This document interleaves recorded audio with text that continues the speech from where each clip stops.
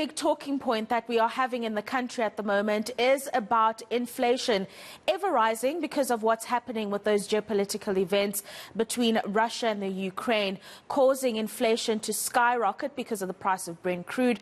And so we as South Africans are feeling it directly, and we are feeling it in the pockets when we pay for food. So maybe this is something you can share with us. How much do you pay for a basic basket of goods every month?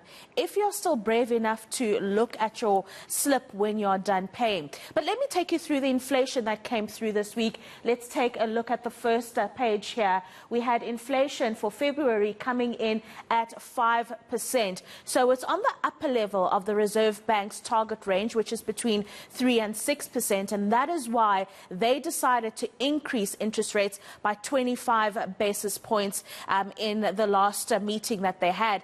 Interestingly, two of those members opted for a 50 basis point increase. That would have taken our credit repayments way above than most of us can afford. Let me show you something else now. This is what we are paying for basic foodstuffs every month. I mean, the list is long given that we need to be taking care of our families. So I won't go through everything, but significant things that have gone up quite a bit are the price of white sugar, the price of basic things like beans and samp, basic foodstuffs that South Africans eat on a daily basis. Let me show you through some other items that have increased in the period. We are seeing that core foods like onions, frozen chicken pieces, curry powder, tea, white bread, brown bread, all increasing. And so a basic basket has gone from about 2,180 in February last year, and it's now about 2,303. And that's the average that we are seeing. But let me show you something about the big cities. So I'm talking Johannesburg, Cape Town, Springs. You're seeing that in February last year, you were paying about 4,001 for a basic basket of goods in these major cities.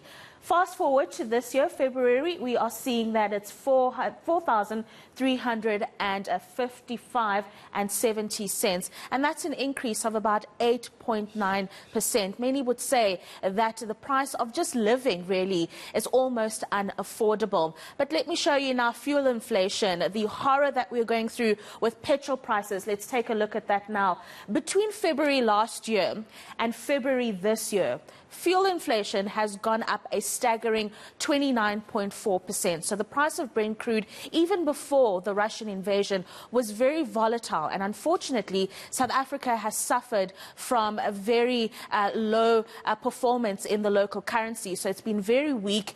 Emerging market currencies in general haven't been an destination for market participants. So that volatility in the oil price, included with the weaker rand, has seen us paying record prices for fuel, and that's why you're seeing fuel inflation at these levels. And what's scary is that now that the Russian invasion has entered the mix, we're going to see that inflation increase even further and squeeze us even more as South African consumers. Very gloomy numbers that I'm showing you here, but